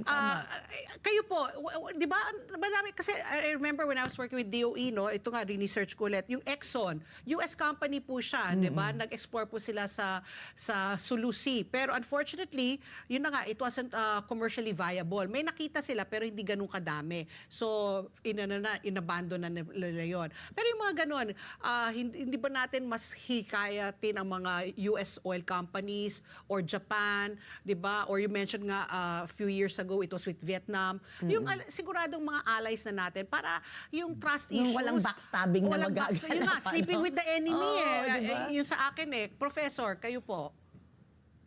Well, yung ganung pananaw, no, kasi mahalaga yung trust and confidence, no, sa pagpasok sa malalaking transaction, no, lalo na may angle ng security at national interest, no. So in this case dito sa West Philippine Sea, yung concern natin sa incursions mula sa China, so that understandably also affects yung public perception, no, into entering a joint development with a Chinese company or entity, no. Pero sa bahagi naman natin, hindi naman siya for lack of trying, no, kasi yung ating Department of Energy, every year naman yan halos, no, meron tayong auction na gas blocks or offshore oil and gas blocks sa ating bansa. Oo. And alam naman natin na karamihan ng ating reserba ng hydrocarbons, yung ating oil and gas, makikita offshore ng Palawan, no? West Palawan, no? So nandyan sa area ng West Philippine Sea, no? So dahil nga dyan sa political risk, marami doon sa malalaking oil companies, no, na galing sa Estados Unidos, galing sa Europa, medyo hesitant na mamuhunan, no? Dahil nga yun, Binabantayan ng China. Opo. Oo. Tsaka yung China kasi, yung pressure ng China, it can cut both ways, no? One, yung it can make difficult yung exploration work, kasi nga dahil siguro may assets na sila ngayon that they can put to bear, no, para i-demonstrate yung kanilang opposition doon sa unilateral activities ko, no, ng ating bansa, no, diyan sa ating exclusive economic zone at continental shelf. At pangalawa, etong mga company na ito, no, yung mga Western companies na ito, gaya halimbawa ng Shell, ng ExxonMobil, malaki yung kanilang negosyo rin, no, sa China, no? Or meron sila mga partnerships or joint ventures with Chinese companies elsewhere, no? Maaring maapektuhan yon kung papasok sila dito sa atin, no, na mamuhunan sila dito sa ating continental shelf. So yun ay kumbaga ay tinatansya din nito mga oil companies, no. Nabanggit natin kanina yung Shell at Chevron, no, yung mga investors natin yan sa Malampaya. Pero nag-exit na sila, no.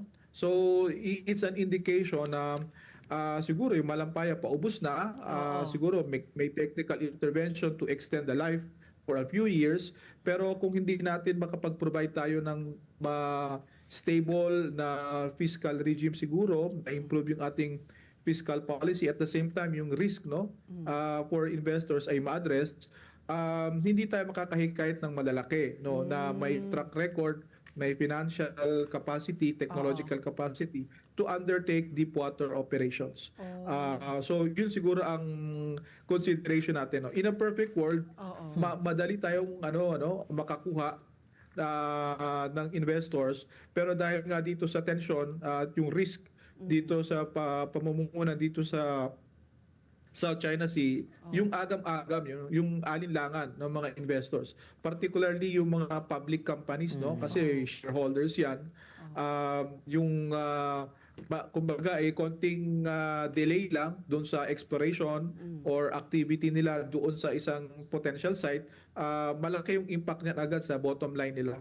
So hindi sila ganun enthusiastic, no? Kaya siguro yun yung dapat nating i-address. Kaya pala. Kasi sabi ko, bakit talaga China na lang bang naiiwan? Oo. Yung pala, now that you explained it nga, yung hesitation ng mga malalaking kumpanya, kasi nga, contested, Pinag-aagawan oo. kasi di ba they're also doing business with Oo. China. So parang, Ayaw nila makialam. Oo, ayaw nila. Parang first dibs talaga ang China pagdating po sa West Philippine Sea or South China Sea. Okay, So, Ricky. Prof, are you saying this is more of a strategic, what do you call it? Strategic parang Politically concession? motivated. Disguise lang po ba siya as parang cooperation? Pwede po ba natin masabi ito na ganun nga ito?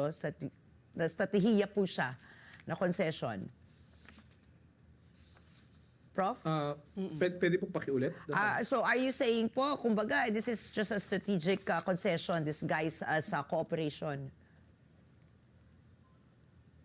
Naku, hindi narinig. Well, yung matter ng strategy kasi dapat ang strategy long term, no? So nakikita naman natin na yun nga, no, sa yung concern sa continuity, no, ng consistency ng patakaran, no, pagdating dito sa issue ng joint development at yung dealing with China dito sa West Philippine Sea, no. So on the one hand, meron tayong security concern, pero on the other, may nakikita naman tayo na parang areas of practical cooperation with China, halimbawa dito sa resources, no. So siguro yun yung i-weigh natin, no, kasi yung security concerns legitimate siya, hindi naman siya dapat isatabi. So ano yung pwede nating gawing safeguards, no, security at legal safeguards to ensure na itong joint development or joint exploration with China will not compromise yung ating position diyan sa West Philippine Sea, at syempre yung security concerns ay hindi makompromiso. Pwede nga siguro na because of the improved political diplomatic dialogue as manifested nitong yung revival ng talks for joint development, siguro baka mag-improve yung situation on the ground at yun, makatulong din, no, sa hanap buhay ng ating mga mangingisda at yung safety ng ating mga personnel, no, yung ating tropa na nandyan, nagpapatrol, at yung rotation dyan sa Ayungin, at yung safety ng ating mga fishermen na nag-operate dyan sa Scarborough Shoal. So pwede siguro natin siyang tingnan na itong joint development can address not only our energy security, no, if we can address yung legal at yung security issues, at the same time it can be a confidence building measure, no, para itong ating bansa at ang China makapaghanap pa ng ibang paraan para ma-manage itong differences natin dito sa West Philippine Sea at explore other functional cooperation, no, maliban siguro sa oil and gas, no, pwedeng sa fisheries, Pero pwedeng dun sa search and rescue, pag-address ng mga non-traditional security threats. okay. Pero Professor, ito na nga, no, si PBBM, his 2.5 years, no, bago magtapos. Itong mga dialogong na ito, sabi nyo nga, can take years and years, no, tapos pag-iiba na naman ng administrasyon, yung continuity na sinasabi nyo po kanina. Ito ba ay nakikita ninyo na kung sakali ang sigalot po dyan sa Middle East ay mag-drag on, no, patuloy po, baka po ganun din kahaba yung usapin. Pero kung sabihin natin po, matapos na po siya, let's say, hopefully by next month, lahat po tayo talaga nananalangin na sana matapos pa to. Hindi rin ho ba yan mas makaka-aggravate naman sa sitwasyon dahil nag-umpisa na tayo mag-reach out tapos babawiin po natin. Hindi ba baka mas maging malala yung sitwasyon kung sakali po hindi matuloy po ito? Well, magandang punto po, no, kasi yun nga, no, meron na tayong mga previous cases kung saan usap tayo at ng China, tapos na-discontinue. So hindi siya siguro sa perspective nung Pilipinas being a coherent and consistent actor. So nagkakaroon niya ng kumbaga impact doon sa ating imahe as an institutional actor, no? At the same time doon sa investor confidence, no? Kasi kung hindi lang China, no? Kung yung iba pang companies, no, na papasok diyan sa area na 'yan, mumuhunan tapos papasok sa agreements sa atin, tapos Hindi matutuloy. eventually yung concern about yung sanctity of the contracts, yung agreements na pinasok natin, whether ng PNOC or whether the government itself, no. So yung mga issue na yon ay legitimate, no. So yun nga, itong pag-revive nitong talks for joint development, it was kumbaga ina-spark siya because of the US-Israel-Iran war, no. So kung mawala na yung stimulus na yon, baka naman itong momentum for joint development talks ay mag-subside din. So kumbaga, kung darating yung sunod na panahon na interesado talaga ang ating pamahalaan at willing to expend political capital to defend this deal, baka tabangan na yung the other side, no.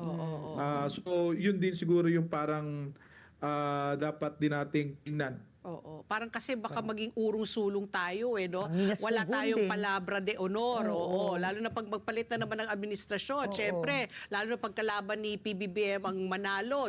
Lahat ng ginawa ni PBBM, erase. Na, Okay, diba? oo. Pero dapat naman, diba, Prof, no, itong ang krisis sa Middle East, dapat ito na yung parang sabi nga, wake-up call natin na magkaroon tayo ng long-term solution, and dapat siguro, whether, well, you are wishfully thinking na maging maayos naman ito, diba, na maging impetus nga siya. Sabi nga ni Pangulong BBM, there is an impetus for a really better relationship with China, diba, na magkaroon tayo ng cooperation. So that's our wishful thinking, na talaga namang maging maayos po itong magiging diskusyon natin with China with the joint exploration. So ito po, when it comes to numbers naman, since we are risking it, di ba, we are risking it, the trust issues po, we're risking it, hoping that, you know, it will lead to a better relationship with China. When it comes naman po to investments, ano po yung nakikita natin possible investment and probably profit sharing po, halimbawa kung magtagumpay man. Historically po ba, meron na po ba nga naging president na kaso na ganito, na halimbawa nagkaroon ng joint exploration, hindi ba po lulugi po yung mas smaller state parang ang Pilipinas?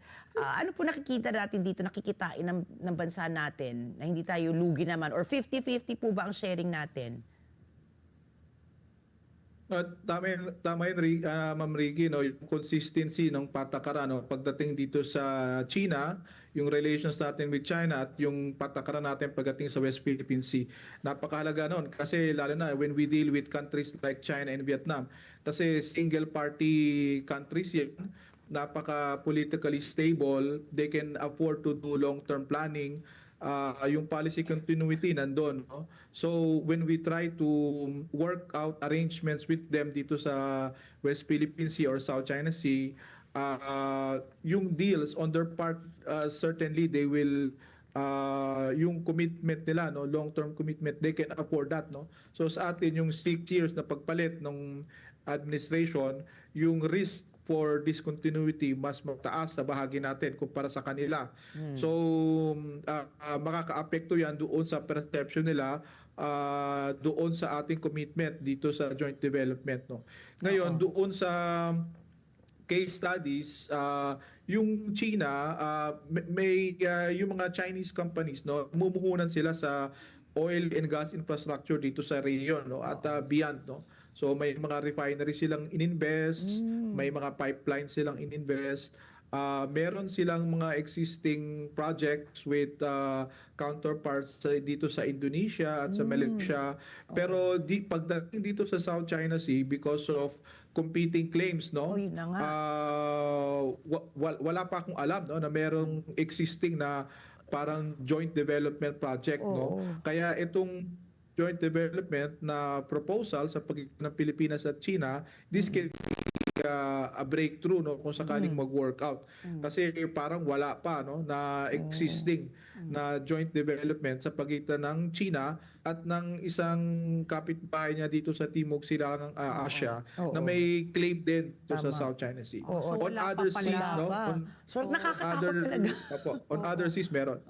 Pero I remember, Prof, there was a time when I was in DOE, parang pumasok ang China China Exploration, CCO ba or something like that.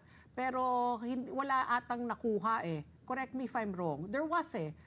Pero wala nga. Again, it was not commercially viable. Hindi po ako nagkakamali before, no? Yung meron isang service contract tayo dito. Siguro kung di ako nagkakamali, dito sa may area ng Calamian, 57 yata yun eh. Oo. Yung China National Offshore Oil Corporation, Yes. which is a state-owned enterprise, Oo. nag-farm in siya dyan, no?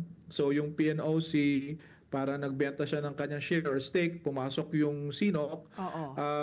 around 2006 yata yun, kung di ako nagkakamali.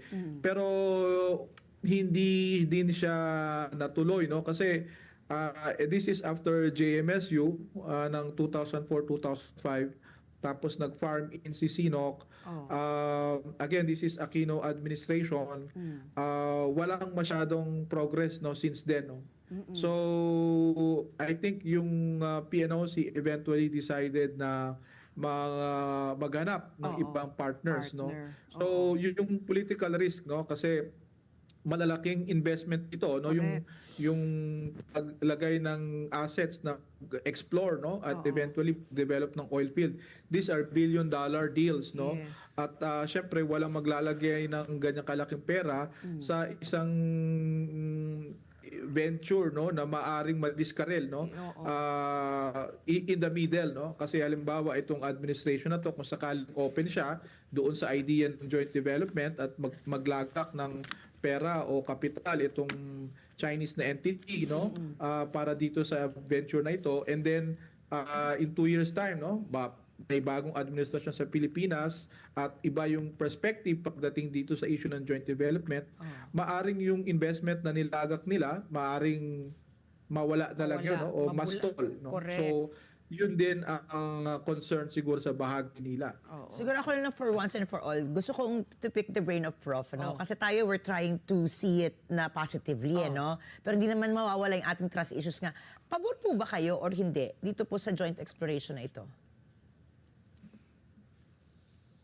Prof, siguro in a nutshell, pabor po ba kayo dito sa joint exploration between China and the Philippines? Nako, nawala. Na-mute. Ayun. I think isa po siya sa mga options natin para sa ating energy security, no. Yeah. Hindi naman siya nag-iisa, no. So yung a partnership with China dito sa area ng South China Sea can be one of many options that we can exercise, no, para palakasin yung ating energy security, no.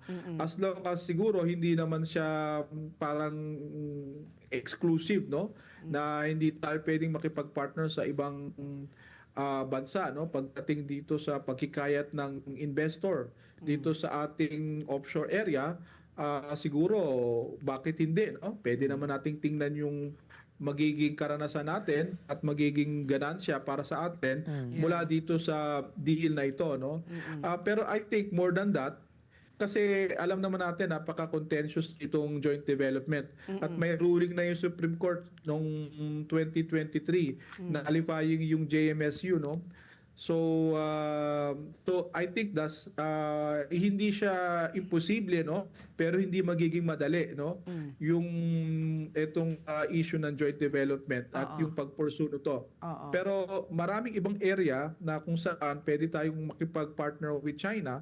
Halimbawa, kung sa larangan lang naman ng energy, no, or power sector, no, nandiyan yung renewable energy, no.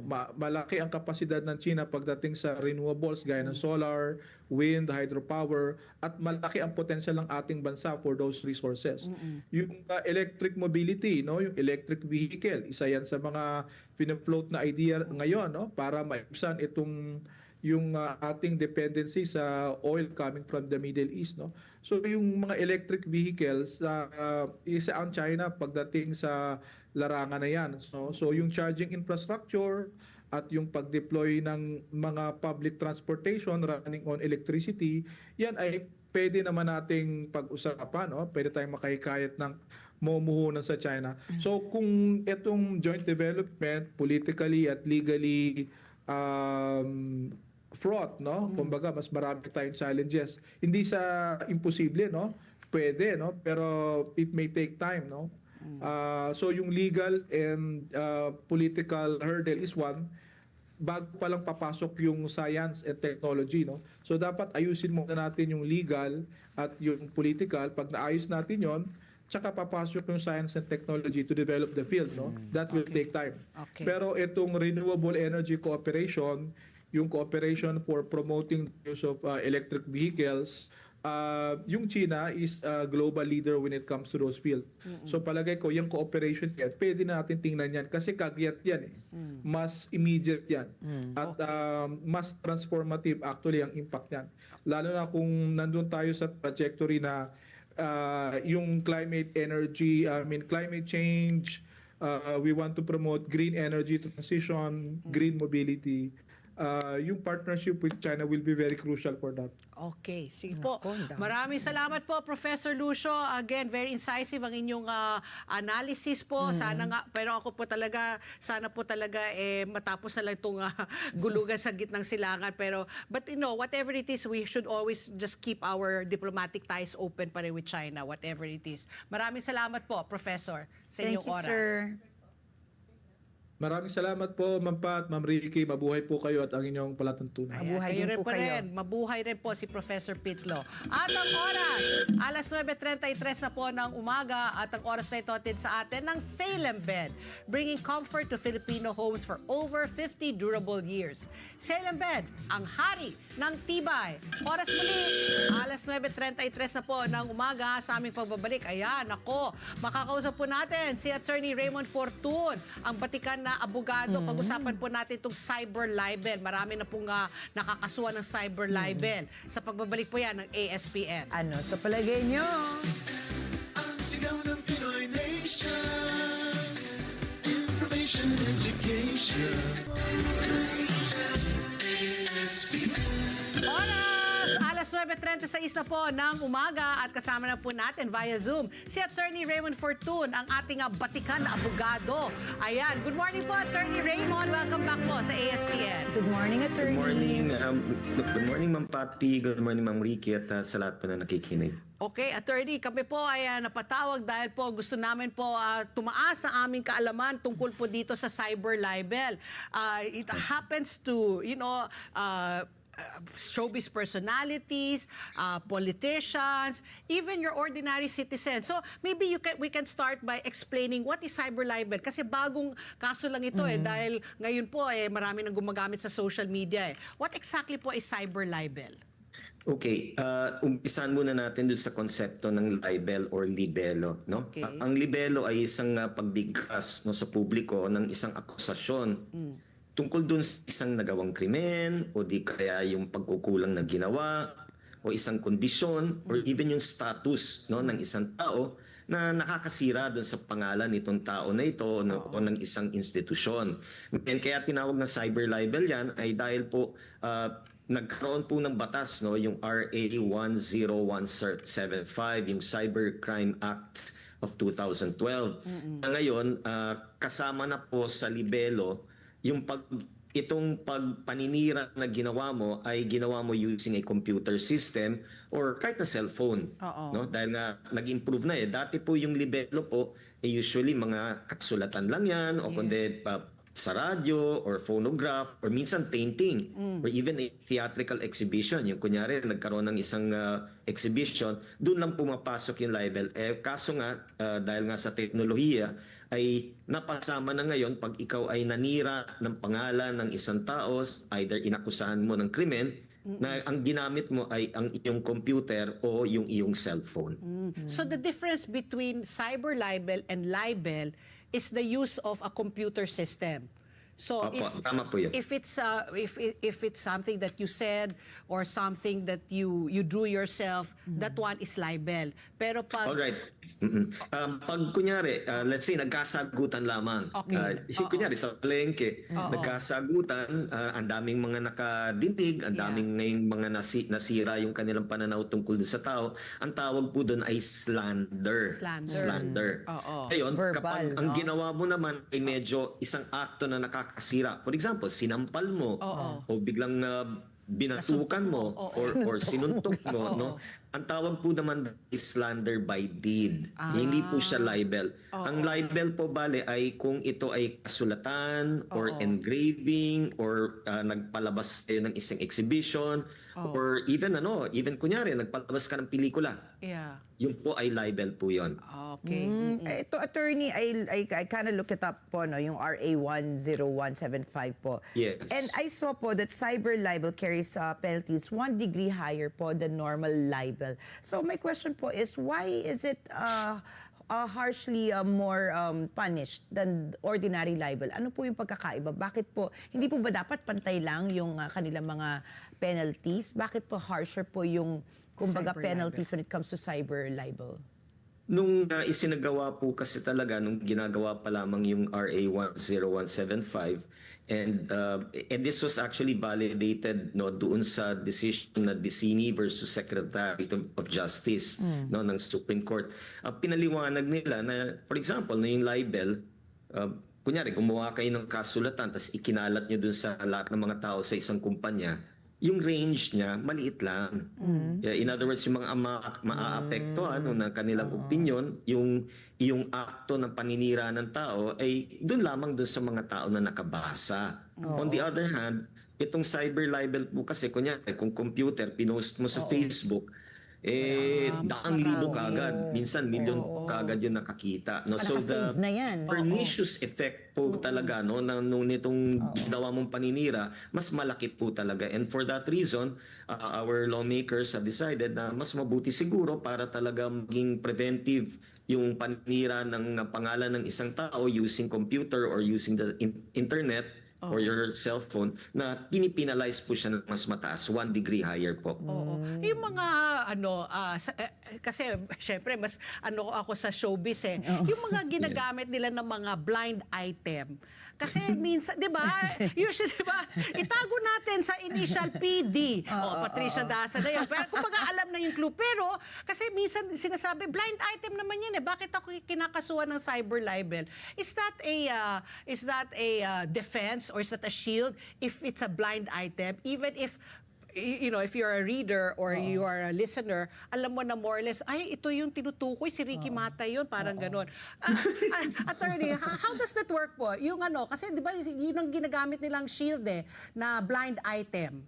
Okay, one of the elements po ng libel is kailangan na matutukoy talaga kung sino yung pinatatamaan o yung sinisira. Or kung ito man ay hindi binabanggit yung pangalan, ay talagang walang ibang pagdududa na mangyayari na ito talaga yung tao na minention. So, let's use your example, Ma'am Ricky, yung si... Spot P. Okay, yung initials. Alright, sige, kung yung initials.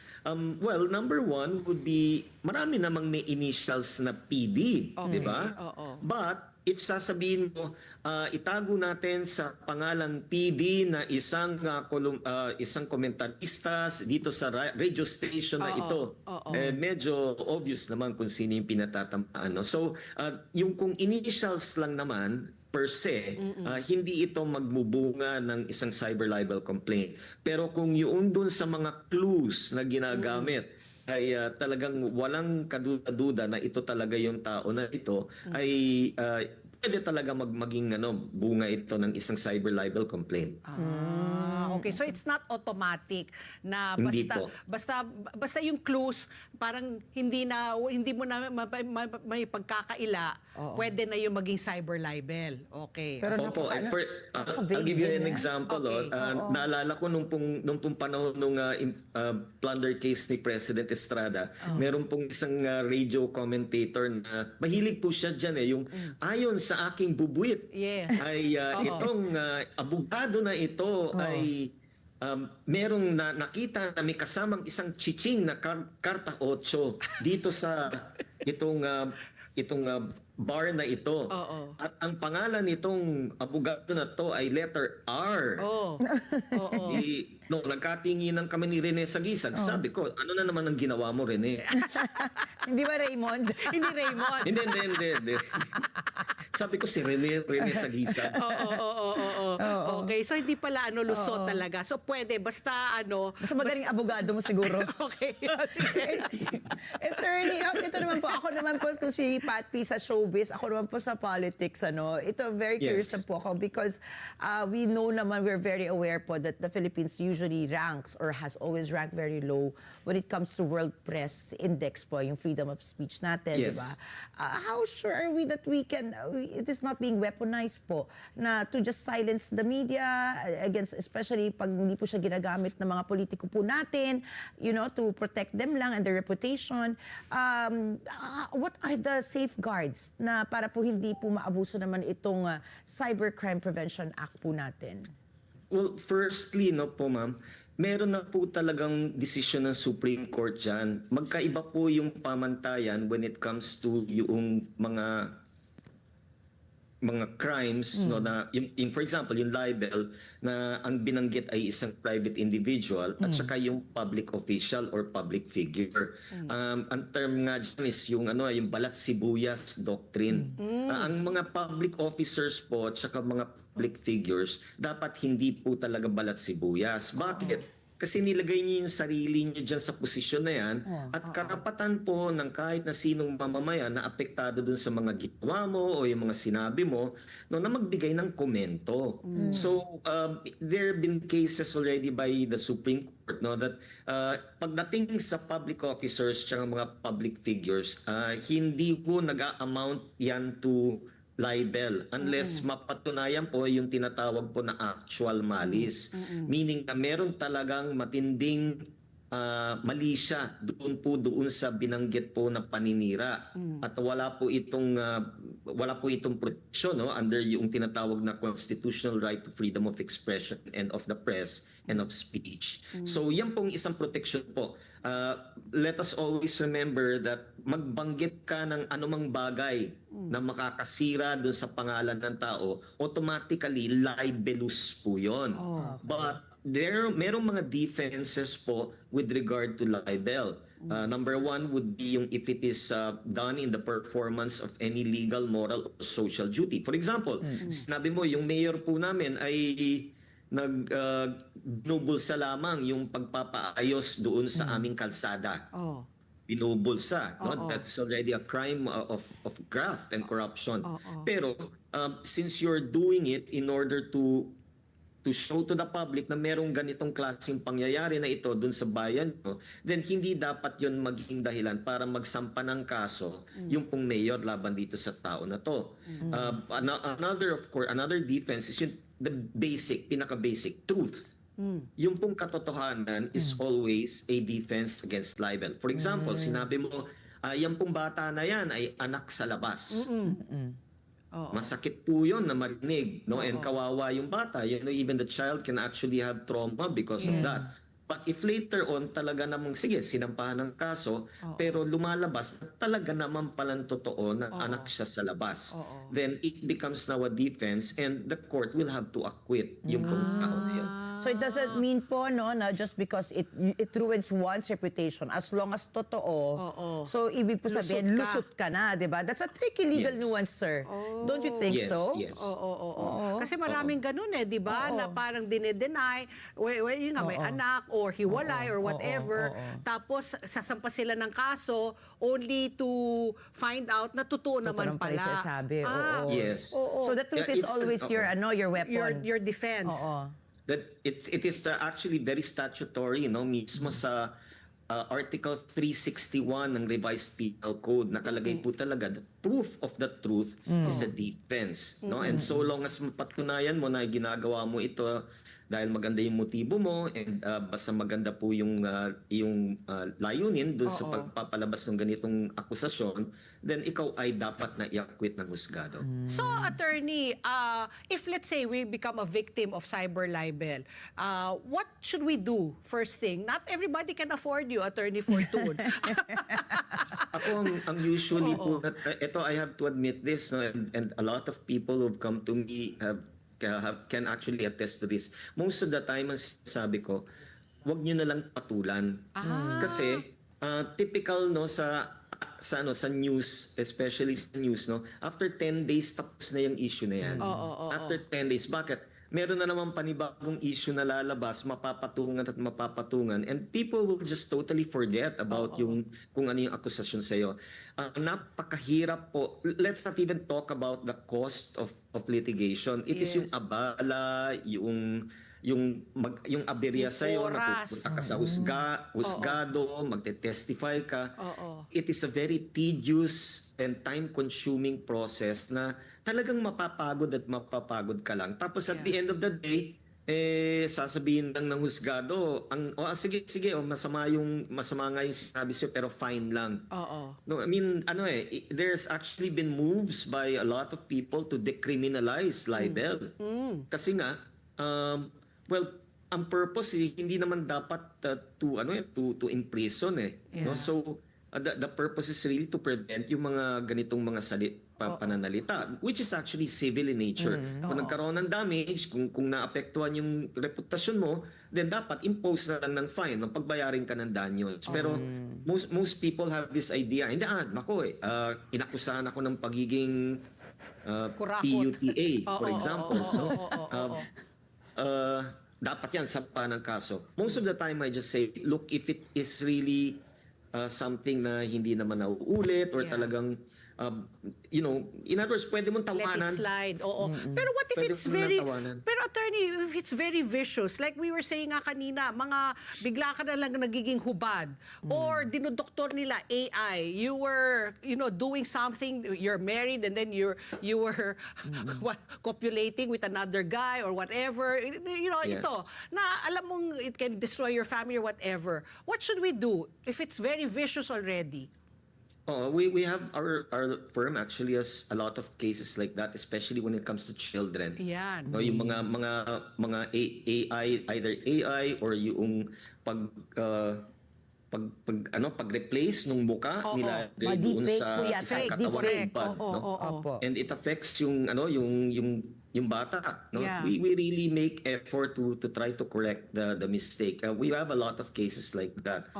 Pero wala, that's the most that you can really do, no? Talagang kailangan na unang-una ay sasampa mo ng kaso. Paglawa ay kailangan mapigil yung pong mga pag-proliferate ng mga ganitong klaseng mga pictures, no? Kasi kawawa talaga yung bata. But when it comes to yung for example na ganyan, yung nag-copulate, no? I think you should do something about it, no? Yeah. Kasi baka yung mga ibang tao maisip na totoo And the only way that you can really defend yourself, kailangan talaga magsampa ka ng kaso. Siguro, ito naman, attorney, siguro sa dami po ng vloggers ngayon, ang dami ng influencers, ang dami na po talagang journalists online, di ba? Let me put it air, what do you call that? Air tags ba tawag doon? Yung air quotes. Ayan. Paano po natin siguro, let's clear a gray area po for those who really use online now as a platform. Siguro clearing the gray area, what is the threshold po of malice sa cyber libel versus sa normal na opinion lang or kritisismo? Nako, that is actually really a gray area even in our courts, no? Yung concept of yung tinatawag na malice in law at saka malice in fact. Yung malice in law po, automatic po yon. Once that you merong sinabi na nakakasira, to destroy yung reputation or yung dignity ng tao, automatic po yon. It is malicious and therefore libelous. Pero yung malice in fact, meaning that ginawa ito ng isang tao dahil talagang matindi yung galit niya doon sa tao na yon at wala siyang pang motibo na maganda, walang justifiable end, that is something that needs to be proven in court. And that is going to be on a case-to-case basis. Hindi mo talaga masasabi until totoo yan doon sa actual facts ng kaso. Very, very difficult, even for courts. Talagang so walang So it's still a very young crime. So while we're siguro solidifying whatever rules or laws have to be put in place, people right now can still come out with malign you, make up all the stories, 'di ba? Until such time siguro na talagang mas tumibay na yung ating paninindigan at saka yung ating mga batas. Correct, attorney? Yes, you have to understand na yung Philippine justice system is not as extensive and as aged as yung US system. Yeah. Pag tiningnan mo yung US, we are looking at mga 300 years of jurisprudence ng iba-ibang mga states. So yung libel laws at saka yung mga circumstances na pwedeng magamit in order to show that there's libel, talagang very extensive. Extensive Pag na. tiningnan mo yung Philippine jurisprudence, hindi ganun kadami yung mga kaso. Bakit? Kasi, well, probably Bata pa. because, hindi, more of, hindi umaakyat ng Supreme Court yung mga kaso. Most of the time, doon pa lamang sa RTC level, either nagkakaayusan na sila, o kundi ay hindi na ina-appeal, no? The most that makikita natin sa Supreme Court decisions would be yung mga celebrated ones. For example, yung kay Louis Beltran at saka Ayan. sinampahan siya ng kaso Cory ni Aquino. President Cory Aquino. Then you have the Tulfo cases, no? Yeah. Ano lang very Very few. few yung mga masasabi natin na precedents na pwede mo ngayon maging basehan para ito libel ito, ito pwede to sampahan ng Supreme Court. No? So sa atin po, it's really going to be on a case-to-case basis. And it's very tedious. Ang bigat niya lalong-lalo pa sa mga ordinaryong mamamayan. Yan. Okay. Nako, very educational itong pag-usapan natin tungkol sa cyber libel. Sana po none of us become victims of cyber libel, especially pag deepfake or AI. Dahil nga sabi nga ni attorney, madugo, stressful, Magastos. tapos magastos, time consuming. Thank you very much, Attorney Raymond, and we hope to have you again some other time. We'll talk about another topic. Di ba, pag may nun man, dyan si Attorney R. Para Si sa R. Si Rene? Si Patay Rene. na. Thank you po, Attorney Fortun. Thank you, Maraming Attorney. salamat po. Thank you so much po. And thank you for inviting me. And good morning, Ma'am Pat P. and Ma'am Ricky. Ayan po, si Good Attorney morning po. Raymond Fortun. At ang oras, alas 9:56 po ng umaga. May panawagan po ang Meralco sa publiko. Ang mga ulat tungkol po sa naka-schedule na 3 buwan brownout ay hindi totoo. Tanging sa mga opisyal na pahayag mula sa pamahalaan at sa Meralco lamang po dapat maniwala para sa tama at beripikadong impormasyon. Ito nga yung sinabi ko sa'yo, di ba? My classmate texted me to ask me nga kung brown out. daw So, dito sa 3 atin. months Oo. daw. Okay, ikaw Ricky Kaya naman. paalala po, may serbisyo publiko kami para sa mga graduating students sa New Era or ng New Era University. Hatid po yan ng Net25 at New Era University Office of Career Placement and Linkages. Mula po alas 8 ng umaga hanggang mamayang alas 4 pa po yan ng hapon. Meron pong satellite office ang PSA, Pag-ibig, PhilHealth, SSS, NBI at Quezon City Admin Office dito po sa 5th floor ng New Era University School of Management Building. Kaya kung may kailangan kayo mga papeles at dokumento sa mga nasabing ahensya, magsadya na kayo ngayon doon. Okay. At ang oras, alas 9:57 na po ng umaga. ESPN pa rin tayo, ang sambayanan pinusuan natin. Kung ikaw ay mabiktima po ng fake news o cyber libel sa social media, sino ang una mo dapat lapitan at bakit? Ako si Attorney Raymond Si Fortun. Attorney R. Basahin po natin ang mga comments po ng ating mga viewers mula po sa Facebook page. Sabi ni Hans Timbreza, maigi na i-report muna ang fake o libelous post sa social media website mismo. Oh. Ayan, sabi naman po ni Jose Jose Vlog, PNP or NBI Anti-Cybercrime Division. Sabi ni Je, wala nang malapitan ngayon. Puro mga bayaran ang tumatanggap ng maleta. Sabi naman ni Babylin Perez, peligro, NBI. Sa NBI. Ayan, oo. Okay. Ricky At girl. dito po sa ASPN, mahalagang inyong palagay, mahalagang bahagi yan ang paghanap natin sa katotohanan. Kaya sa bawat issue na papanahon, party po kayo ng diskusyon. At tandaan, ang buhay ay hindi pa tagalan, kung hindi pa sarapan. Kaya sulitin po natin talaga, tawanan po natin ang ating mga problema, mag-food trip tayo ng masarap, gumala, gumawa tayo ng masasayang alaala, at syempre, patuloy po rin po tayo manalangin. At gusto namin Syempre. bumate. Dahil sila sweldo talagang ngayon. yan. Thank you Kaya very much. Jua Sebastian, Vinly Miranda, Vincent Miranda, headed by Kuya Ernesto Suratos. Ayan po, magandang umaga po sa inyong lahat sa Finance Department. Ka Joseph at Our favorite Kawena. department. Oo, favorite department Kawena, talaga. hello po. Good morning. At susunod na po ang Kada Umaga Girls. At syempre, mamaya alas 9:30 ng gabi, Mata ng Agla International. Dito lang sa Net 25. Happy Saturday! Happy Saturday! Tuesday! See you tomorrow!